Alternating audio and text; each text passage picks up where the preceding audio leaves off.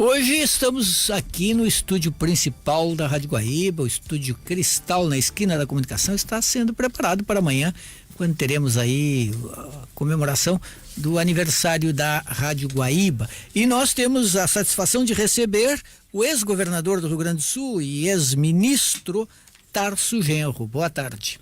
Muito boa tarde, Juremir, Thaline. Novamente um prazer estar aqui com vocês. Pois é, governador, são muitas as manchetes dos últimos dias no Brasil que vêm causando todo tipo de polêmica. A mais recente é esta: Bolsonaro pede que Banco do Brasil baixe juros do agronegócio e ações do banco caem. O presidente, ao contrário do seu discurso liberal, está volta e meia fazendo intervenções em instituições públicas. Pois é, Juremir, eu vou procurar falar desses assuntos, tanto esse dos juros, como também da reforma da Previdência, de uma maneira mais técnica possível, para que a gente possa fazer um debate racional. Eu acho que nós estamos num momento de irracionalidade nos debates políticos, estratégicos aqui no Brasil, em função até do comportamento do próprio presidente da República, né? Que desqualifica o debate através das suas inserções nas redes, né? Intervenção na economia, né? Foi criado um mito ideológico, né, de que tem duas correntes de opinião na sociedade democrática hoje, quando se refere a reformas, quando se refere às funções do Estado, de que uma intervém na economia, outra não intervém na economia. Isso dividiria entre os liberais de uma parte e os intervencionistas de outro. Eu quero defender, em primeiro lugar, que esta bipartição, essa separação entre as duas posições, é uma fraude conceitual e é uma fraude argumentativa. Por quê? Porque não existe Estado hoje em nenhuma parte do mundo, em nenhum lugar no mundo, que não seja interventor na economia. As formas de intervenção é que são diferentes. Quais são as três formas principais de intervenção na economia? A primeira é através do arbitramento da taxa de juros. Da taxa de juros que se fazem os contratos de fora para dentro e de dentro para dentro. E através do arbitramento que se faz dos juros internos que o Estado pode dispor para subsidiar a economia. A mais pesada intervenção que existe na economia, dessas três que eu vou citar, é esta primeira. É a intervenção sobre a taxa de juros. Portanto, todos os estados intervêm na economia. Qual é a outra intervenção do Estado na economia? Através do regramento que o Estado faz para o funcionamento das suas empresas públicas, que todos os estados têm. Empresas, departamentos, instituições públicas que se regulam, né? Que se relacionam regulando a economia. Todos os estados o fazem. Os estados que não intervêm diretamente na economia através das suas empresas públicas, eles o fazem através do Banco Central, que vai regular, né, todo o funcionamento do dinheiro e, portanto, vai interferir diretamente no orçamento. Ele faz de uma forma mais distributiva da renda ou de uma forma mais concentradora da renda. Todos os estados fazem isso. E a terceira forma que o Estado intervém na economia é as compras que o Estado encomenda do setor privado. O que significa isso? Ele diz o seguinte, por exemplo, o governo Lula dizia: eu quero 50 mil tratores. Quem é que faz 50 mil tratores? Porque eu vou fazer uma política de qualificação da mecanização da pequena agricultura. Eu quero ônibus escolares. Então faz encomendas ao setor privado através das suas políticas de desenvolvimento e o setor privado se mexe, né? Outras formas, por exemplo, eu vou fazer uma estrada. Eu encomendo o setor privado através dos editais, quem vai me oferecer aqueles serviços para a construção daquela estrada. O que ocorre? Existem formas diferenciadas de intervenção. Os países que têm uma força mais pesada na economia, uma força mais concentrada para dirigir as políticas econômicas dos outros países, intervêm através dos mecanismos financeiros, né?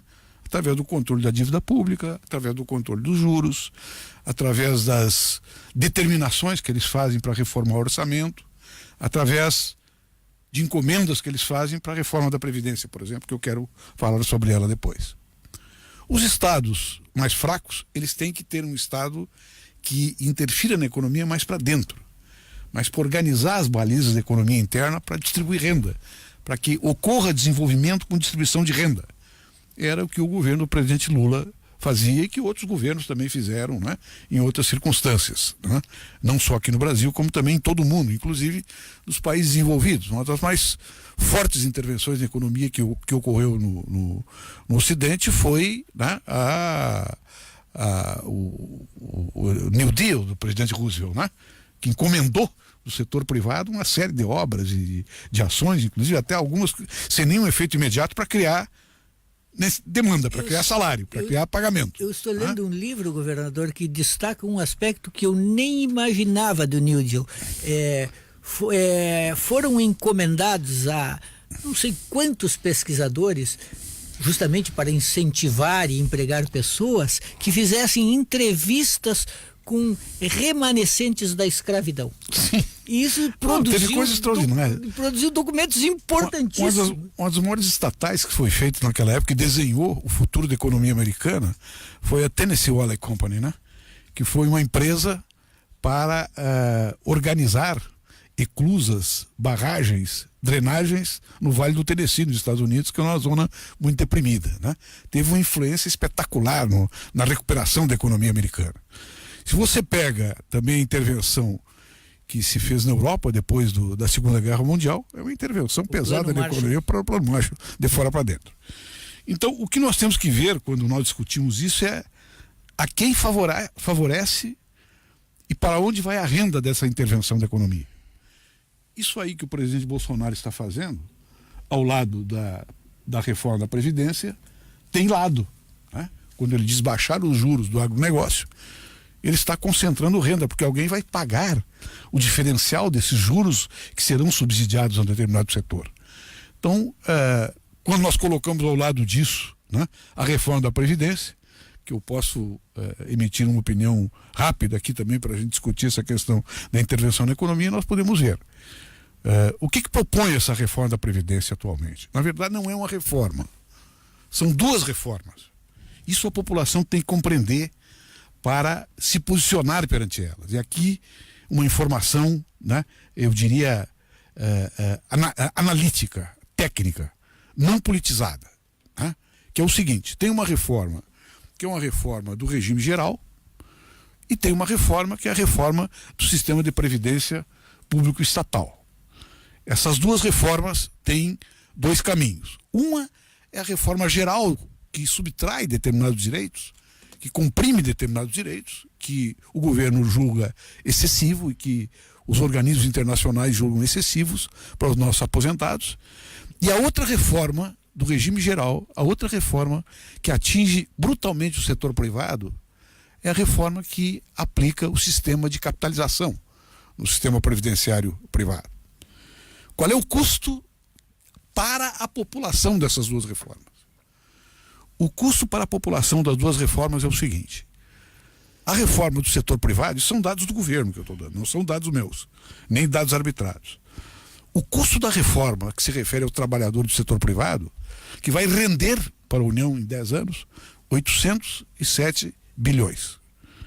Então, aquelas pessoas que têm a sua aposentadoria limitada dentro do regime geral, e particularmente aquelas que têm, né, uma baixa taxa de remuneração da sua aposentadoria, vão pagar 807 bilhões para o governo federal em 2 anos, em 10 anos.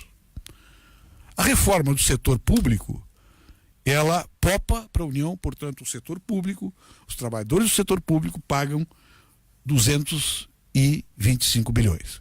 Aí que chega aquele 1 trilhão, né, que o ministro Paulo Guedes tem falado. Então, a reforma que custa 1 trilhão é uma reforma que onera brutalmente os trabalhadores de média baixa e de baixa renda, empobrece, portanto, um enorme grupo de consumidores do Brasil, que vai ter uma influência absolutamente nefasta e depressiva na economia. Então, aí está se vendo. E quem é que lucra com isso? Quem lucra com isso são os credores da dívida pública, porque eles querem se tranquilizar com esta reforma, que a dívida pública vai ser paga religiosamente com os juros que são, né, especulados, que são arbitrados no jogo financeiro internacional. Então é uma situação muito grave. Nós vamos marchar para uma situação brutal, onde essas duas reformas, na verdade, se forem feitas na sua integralidade, ou mesmo que sejam parcialmente, mas na maior parte do que está sendo proposto, vai ser um empobrecimento geral da sociedade brasileira, com crises sociais, com crises brutais. Isso que nós estamos vendo na Argentina agora é simplesmente um micro-ensaio, é simplesmente uma pequena referência do que vai acontecer aqui no Brasil. O Macri, que era apresentado pelos liberais aqui no Brasil como um exemplo de presidente, como um exemplo de reformista democrático liberal, como um exemplo de governante técnico, né, ao contrário do que era dito, está afundando a Argentina hoje numa crise onde não tem mais controle do dólar, o dólar foi a estratosfera, a inflação é brutal, o desemprego é brutal, e agora vem a onda de saques. E a onda de saques, a resposta sempre é a repressão e depois a exceção. É isso que está ocorrendo na Argentina, e é isso que também pode nos esperar aqui no Brasil no futuro próximo. Se nós não reagirmos e não criarmos alternativas sólidas, distributivas e não concentradoras para essa reforma da Previdência que está em curso hoje no Brasil. Agora, a reforma não passa integralmente o texto original defendido pelo Palácio do Planalto. Governador, já há uma série de recuos do governo, claro, muitos deles forçados em função da necessidade de buscar os votos. O Palácio do Planalto hoje não tem nem de perto os 308 votos necessários na Câmara para aprovação da reforma. Conhecendo o Congresso Nacional ali, o senhor acredita que os temas como o BPC, capitalização e justamente a questão da aposentadoria rural são os únicos em que o governo não emplaca o texto original, ou a gente pode contar com alguns outros temas bastante polêmicos e que vão acabar não recebendo o aval do parlamento? O Congresso hoje, na verdade, é um estádio de desconhecidos, né? Essa é a particularidade. De imprevisíveis também, né? Imprevisíveis e desconhecidos, né? E que entraram na onda de apoio, né, à eleição do presidente Bolsonaro e não tinham nenhuma referência programática para se eleger, né? Hoje, aliás, está sendo registrada, né, está sendo apurada na sede do PSL, né, em Belo Horizonte, uma série de ilegalidades, de laranjadas, né, que estão Operação sendo da Polícia Federal. investigadas da Polícia Federal.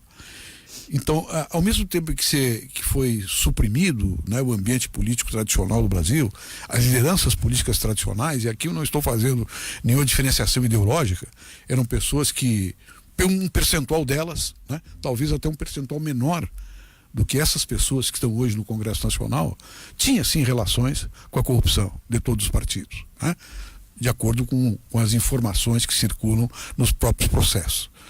Mas era o mundo político que foi acumulado pela história democrática do Brasil. E esse mundo político desapareceu, né? Ele foi sufocado, ele foi arrasado. E aparentemente se elegeram pessoas novas que estavam dispostas a reformar o Brasil positivamente, né? É um grupo muito mais corrupto, né, de todos os partidos. Eu não estou falando em relação a qualquer partido. E além de ser mais corrupto, mais baixo, mais vil, é mais inexperiente politicamente.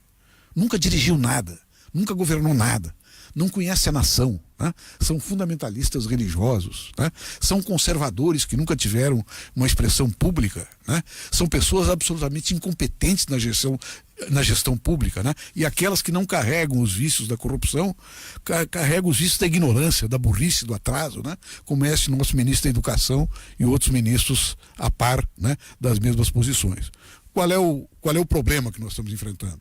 Nós enfrentávamos uma grave crise de Estado e uma grave crise financeira com políticos que tinham uma certa tradição e que sabiam negociar politicamente e até retirar o país das crises, muitas vezes, com um grupo agora inexperiente, sectário, de extrema-direita, que não sabe o que fazer do país, não sabe nem o que fazer da sua própria função pública. Então, este é o impasse que nós estamos sofrendo, né? A última notícia boa que nós tivemos é que na Espanha isso aí foi varrido.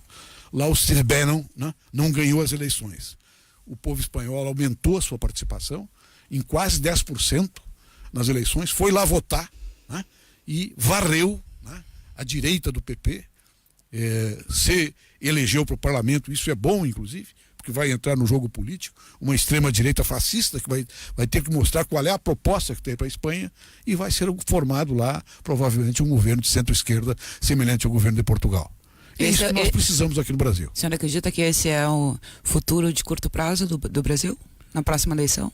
Eu não sei se o Brasil tem futuro nessa altura do campeonato, né? Tomara que tenha.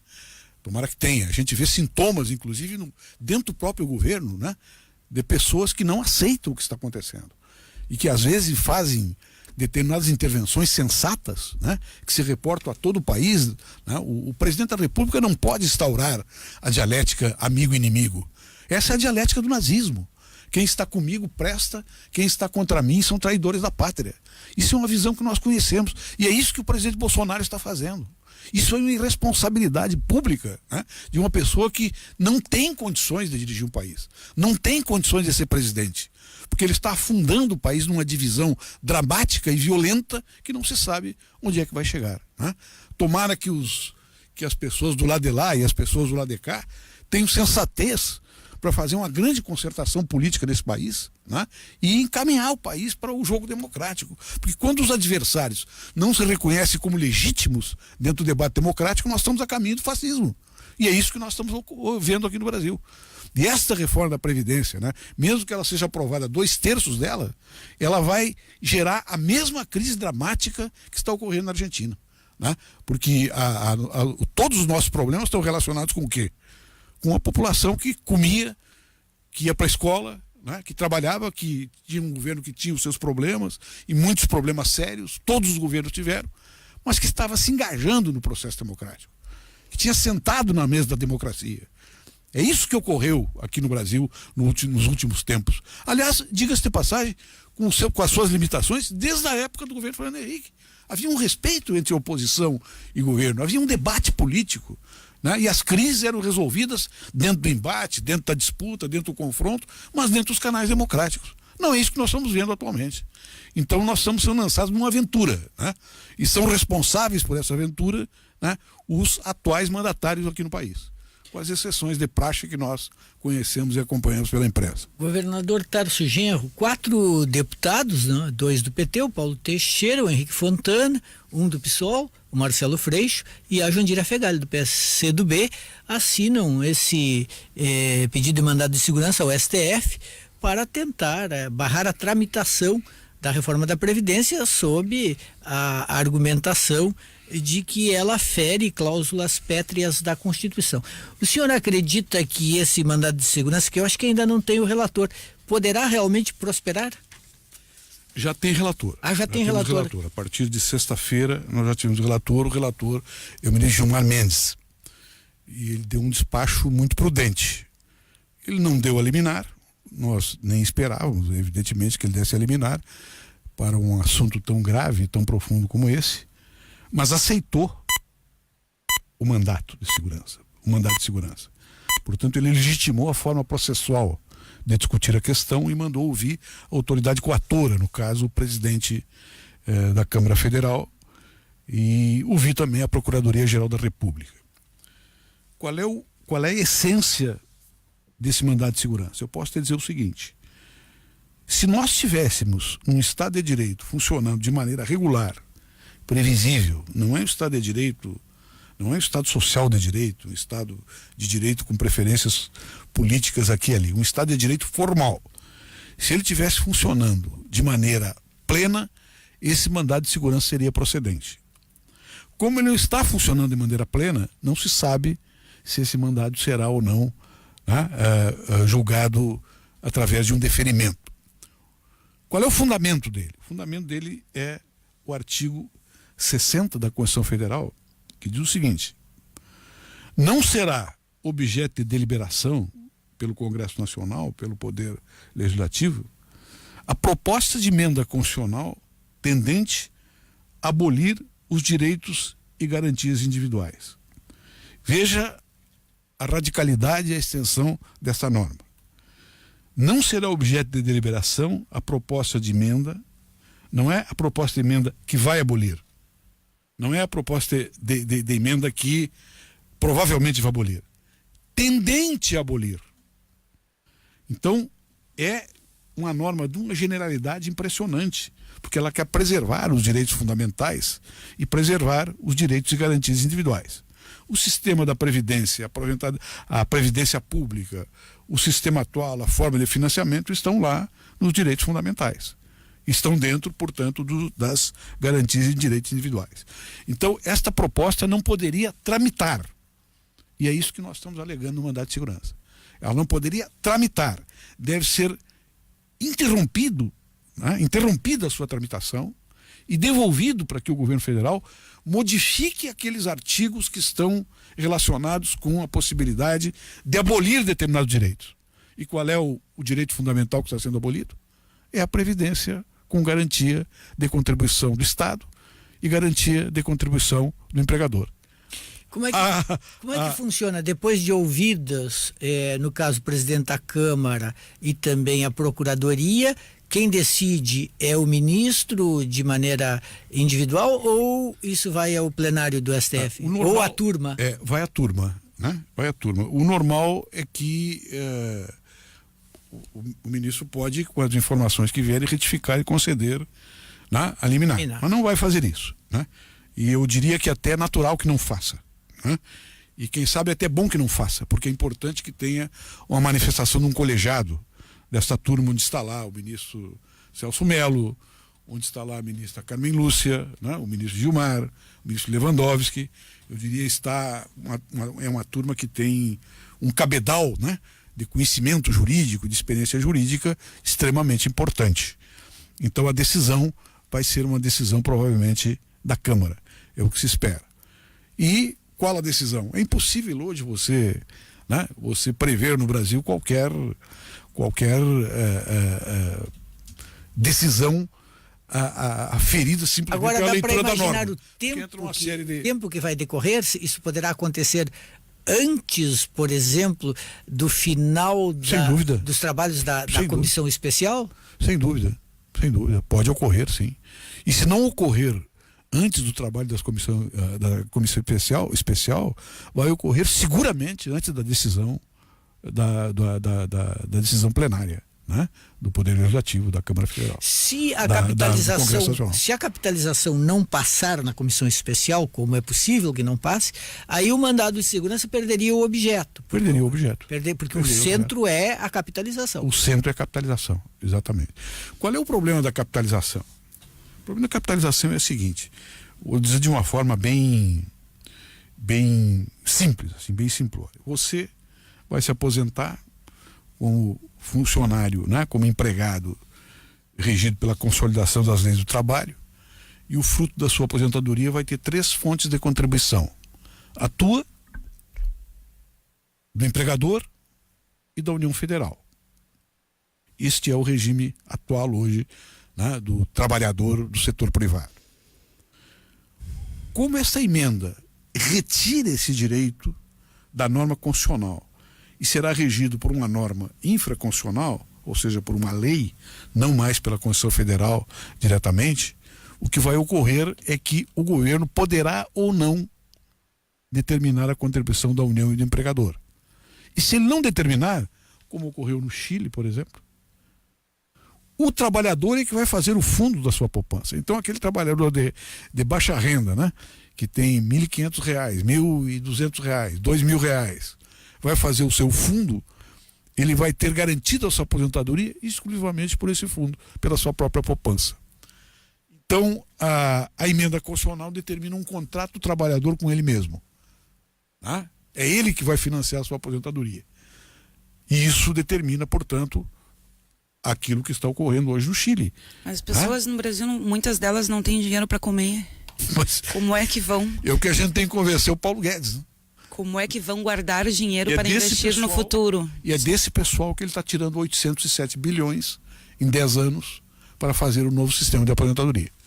Né? É este o contexto que nós estamos vivendo, e eu diria até a tragédia social e a tragédia política e jurídica que nós estamos vivendo hoje.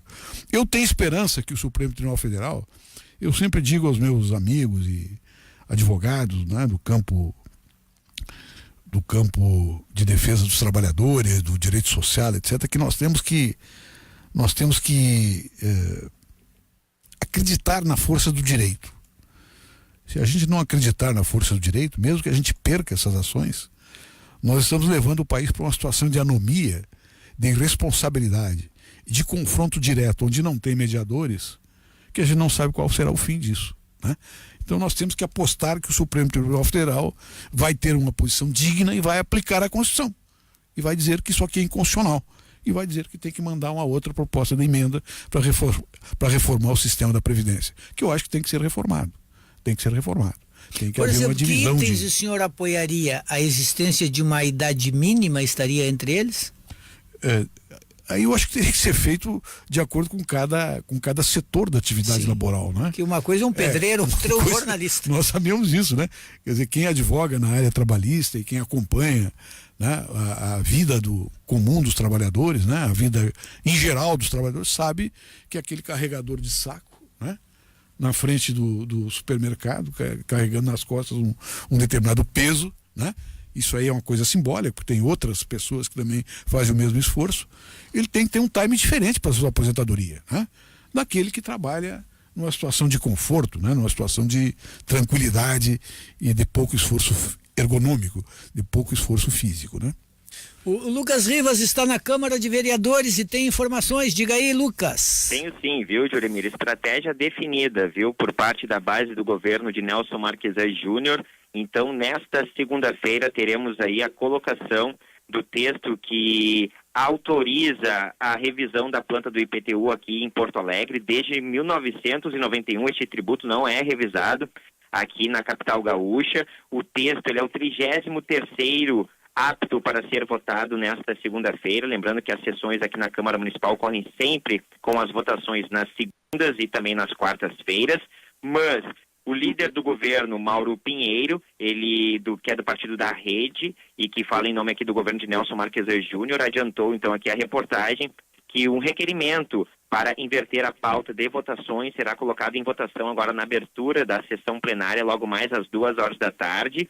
Esta inversão para modificar a alteração das pautas aqui na Câmara Municipal depende de maioria simples. Com isso, então, o texto do IPTU será colocado como o primeiro projeto a ser votado. Este texto ele depende de 19 votos por parte da base governista e o governo de Nelson Marquesan Júnior já computa aí cerca de 21 votos, pode até chegar a 22 votos. As articulações permanecem aqui desde o início da manhã. Mauro Pinheiro e demais lideranças do governo Marquesan estão conversando com líderes de diferentes partidos, inclusive a Prefeitura de Porto Alegre, por meio dessa articulação política, trouxe novamente aqui ao plenário desta segunda-feira os secretários Ramiro Rosário, do PSDB, comandante Nádia, do MDB, e Luciano Marcantônio, do PTB, que são secretários do Poder Executivo. Eles assumiram suas cadeiras aqui como vereadores e os suplentes, então, foram retirados para que eles votem nesta sessão plenária desta segunda-feira. O que chama atenção, Juremir, rapidamente,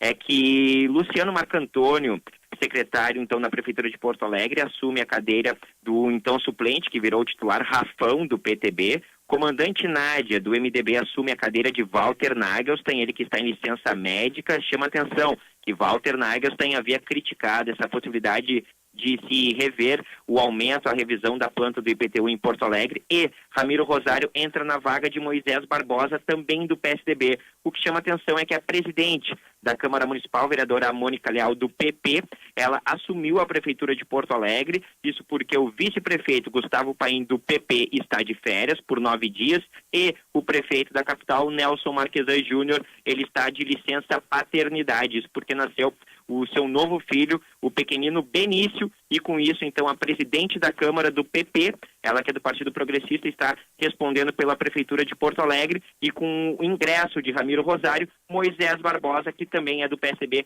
permanece, então, aqui na Câmara Municipal. Inclusive, conversei aqui com algumas lideranças aqui da base governista, e eles classificaram este nascimento do novo filho de Marquesan Júnior com a seguinte frase: Deus ajuda a quem cedo madruga. Com esse remanejamento, digamos assim, dentro da esfera política entre executivo e legislativo, a base marquesã está mais fortalecida e a tendência é de que aprove este projeto da revisão do IPTU nesta segunda-feira. Caso a sessão se estenda, uma extraordinária será chamada ainda para hoje e, caso as discussões não sejam esvaziadas aqui ao longo do dia, existe a possibilidade de convocar uma extraordinária para esta terça-feira, isso porque quarta é dia do trabalhador e é feriado. Juremir Italini. Muito bom, obrigado, Lucas. E nós vamos fazer o nosso intervalo. Sindifisco RS, auditor fiscal, menos sonegação, mais receita para a sociedade gaúcha. Nós vamos ao intervalo ouvindo Caetano Veloso. Já voltamos. A mãe da Virgem diz que... Estamos apresentando Esfera Pública.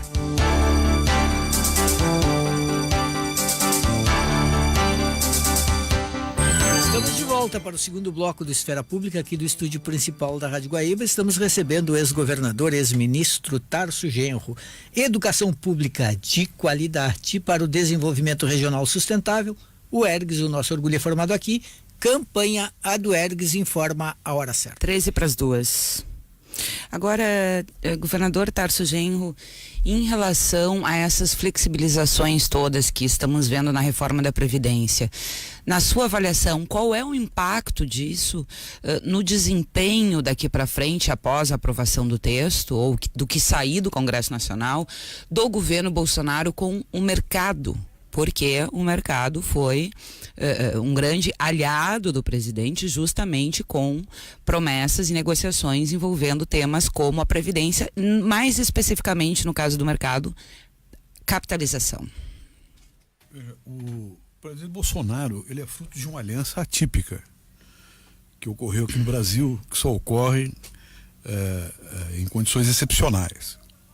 O presidente Bolsonaro, ele era um estatista de direita, antes de se tornar uma figura proeminente na direita brasileira. Ele era um admirador do Hugo Chávez, por exemplo, quando o Hugo Chávez deu o golpe, aquela primeira vez, e depois foi eleito. Tem até entrevistas dele reproduzidas naquela época, né? Ele disse que o Fernando Henrique devia ser fuzilado porque estava vendendo estatais brasileiras, né? Depois ele mudou. Então, ele mudou porque quando entrou em causa, né, o fato de que a direita e o liberalismo no Brasil, o neoliberalismo, não tinham um candidato viável, teve que optar por qualquer um, menos alguém do PT, optou pelo Bolsonaro e estabeleceu com ele determinadas relações de compromisso. Então ele saiu de uma posição estatista de direita, muito característica, né, no mussolinismo, por assim dizer, e se transformou num neoliberal novo. E todas as confusões que estão ocorrendo entre ele e o Paulo Guedes, entre ele e a sua equipe econômico-financeira, estão relacionados com isso. E aí ele faz uma derivação para ser uma espécie de ayatolá dos costumes no Brasil. Ele diz: eu não entendo economia, né? Ele diz: eu não entendo de cálculos da Previdência, eu não quero me meter em determinadas situações que eu não compreendo, né?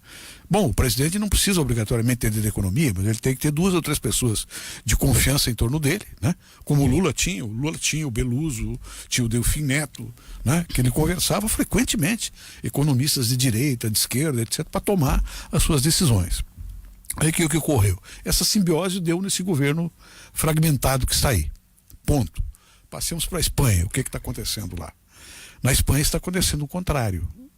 Nós tivemos um governo, onde assim, contingente, do Pedro Sánchez, onde ele organizou as relações políticas de governabilidade de uma maneira precária, conseguiu se manter até um determinado ponto, e daí começou a dizer o que ele faria se ele fosse eleito novamente. E chamou a sociedade espanhola a resistir à continuidade das reformas neoliberais que estavam sendo feitas, né, pelo presidente atual, e, consequentemente, organizou uma proposta política nova. Qual é essa proposta política nova? Assim como Portugal, brecar a quebra dos direitos sociais, retomar o crescimento da economia e, sobretudo, fazer uma campanha para aumentar os votantes. Aumentou em aproximadamente 10%. Há muito tempo, mais de 70% das pessoas não votavam na Espanha. 77% das pessoas, aproximadamente, acorreram às urnas. E daí virou o jogo. Então, por isso que eu até tuitei hoje de manhã, né? Lá o Steve Bannon não conseguiu controlar a opinião, né? Ele criou um sistema de terror, né? Criou um sistema de amedrontamento da sociedade com as questões nacionais, particularmente a questão da Catalunha. Emergiu um grupo de ultradireita fascista, que é aquele grupo do Vox, mas daí quem é que perdeu votos? Foi o PP, que vinha de um desgaste do governo anterior, que tinha castrado uma série de direitos e levado a situação de instabilidade social e política muito grande. E aí nós vamos ter agora, provavelmente, um governo de centro-esquerda, um governo ponderado, que vai ter governabilidade, mas vai ser uma governabilidade concertada pela esquerda e não pela direita, como faria se o Partido Popular ganhasse. Ele perdeu a metade dos votos, aproximadamente. Governador, nós temos 7 minutos e tem 2 temas que nós não podemos deixar de abordar. Um nacional, que é, o senhor foi ministro da Educação, o governo Bolsonaro tem falado em diminuir recursos para a área de ciências humanas sob a alegação de que é preciso usar o dinheiro público para ensinar a ler, escrever, fazer contas e encontrar um emprego. O que o senhor pensa? Isso é muito característica do fascismo, né? É muito característica do fascismo, quer dizer, ler, fazer contas e saber se mobilizar para pedir emprego. Ou seja, você não sabe o que você está lendo, você não sabe para que são aquelas contas e você não sabe que tipo de emprego é esse que vão lhe oferecer, porque você não tem conceitos, não tem formação, não tem compreensão da sociedade que você está e você serve para qualquer coisa. Você se torna um instrumento, se torna apenas o dispositivo de uma máquina. É uma visão lamentável, brutal, né?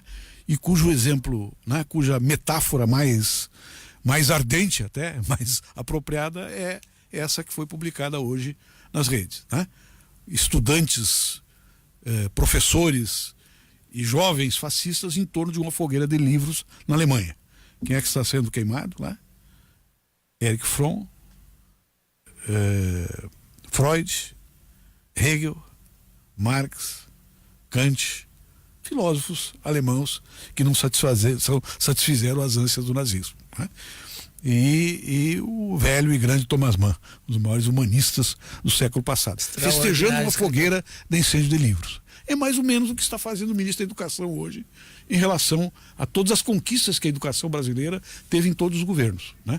Da educação pública. Ele está incendiando literalmente isso. Então é profundamente lamentável e até de uma tristeza incomensurável isso que está acontecendo. O outro assunto é local. O prefeito Marquesan enviou para a Câmara dos Vereadores, deve ser votado hoje, né, Taline? O Lucas está lá, em torno da tal atualização da planta do IPTU de Porto Alegre, coisa que foi tentada pelo prefeito Olívio Dutra. O senhor, o que pensa disso? Precisa fazer? É atualização da planta? É aumento de impostos? É justo? Não é aumento de impostos, né? É uma atualização de impostos.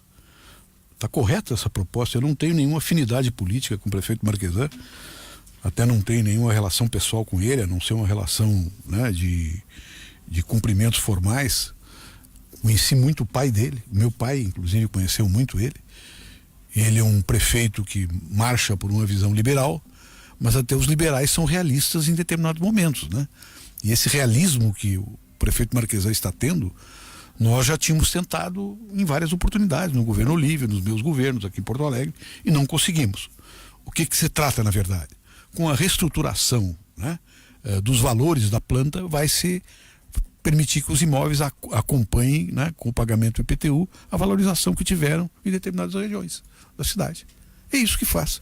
E isso está correto. A bancada do PT na Câmara tem muitas restrições ao texto. Eu não acompanhei a discussão concreta a respeito do assunto, né? Mas quando os companheiros do partido aqui perguntaram a minha opinião sobre isso, sei que o Olívio também deu a sua opinião, o que nós dissemos? Se for uma coisa boa para a cidade, se for uma coisa justa, se for uma atualização que não supere, né? Que não supere de maneira artificial a valorização que os imóveis têm nessas regiões, tem que fazer. Qualquer governo que tenha um mínimo de seriedade, que queira investir na cidade, tem que fazer essa restauração da planta. Que manifestação às vésperas Muito da boa, votação, hein? Muito boa. Eu aproveitei no intervalo para perguntar ao governador e ex-prefeito de Porto Alegre, pergunto agora aqui no ar, a sua opinião sobre outro projeto, esse já transformado em lei, por iniciativa do governo da administração municipal, que foi a situação dos parques e praças, que agora poderão ter gestão privada. Eu sou contra essa ideia. Eu acho que os espaços públicos têm que ser geridos, né, pelo Estado. E quando eu fui prefeito da cidade, no meu segundo mandato, eu instituí uma forma, né, que eram as comissões comunitárias das praças de Porto Alegre, que tratavam de administrar as praças juntamente com as autoridades municipais, em contato permanente com os servidores da prefeitura. Eu acho que isso é uma forma correta. Se se trata de locar um espaço público para colocar um serviço privado de interesse público, não há problema. Agora, a gestão, né, gestão de espaço público para iniciativa privada, isso aí nunca deu certo, a não ser para iniciativa privada. Pois é. Mas já está aprovado. Está aprovado. Entra em vigor em O governo disse que não conseguiria manter praças e parques com o mínimo de serviços à população, com limpeza, com capina, sem esse tipo de projetos. Assim como o Estado em geral no Brasil tem sido esvaziado nas suas funções públicas, né? Porque o Estado brasileiro tem sido empobrecido, né? Ele tem sido achacado na sua renda, né? Então diminui a possibilidade de controle dos espaços públicos. Mas a solução para isso não me parece ser a privatização desses espaços, né? Todos os países importantes que fizeram, por exemplo, a privatização da água, estão voltando atrás hoje, no mundo inteiro, né? Porque os serviços são desqualificados, porque a iniciativa privada e os sócios das empresas estão enriquecendo e a qualidade do serviço está piorando, né? Então nós temos que tirar algumas lições até dos fracassos do projeto neoliberal para poder fazer debates como esse. Eu conversei recentemente com o governador Eduardo Leite, nós conversamos com ele sobre a questão da Lei Candir e de alternativas para fazer frente à crise financeira, governador, e ele disse que não dá para desistir de pressionar, de se articular e se mobilizar e fazer pressão pelo pagamento da Lei Candir, né? Principalmente depois dessa decisão do Supremo Tribunal Federal, que é recente, mas que ele não acredita que isso saia e que, portanto, ele não pode ficar esperando que a Lei Candir seja saída para o Rio Grande do Sul. O senhor concorda com isso? Eu acho que tem o problema da Lei Candir, tem a questão da restauração da dívida, né? Que eu fiz uma campanha unitária aqui no estado, com o apoio de todos os governadores, inclusive, que nós traçamos um caminho que foi enterrado pelo governo Temer e pelo governo Sartori em relação ao Rio Grande do Sul. Esse caminho agora é um caminho que vai cobrar um preço brutal, né? Que é o caminho da suspensão do pagamento sem previsão do que ocorreria depois. Então nós estamos num momento de aumento brutal da dívida pública e essa questão dos estados não se resolve de estado para estado.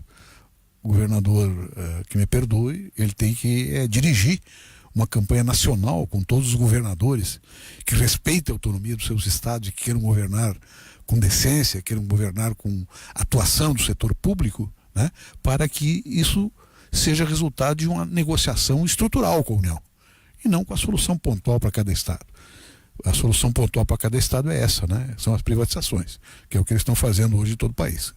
Muito bem, eu quero agradecer muito ao ex-governador Tarso Genro por mais esta vinda aqui ao Esfera Pública. Muito obrigado e boa sorte aí nos próximos passos nesse país. Obrigado, bom trabalho a vocês.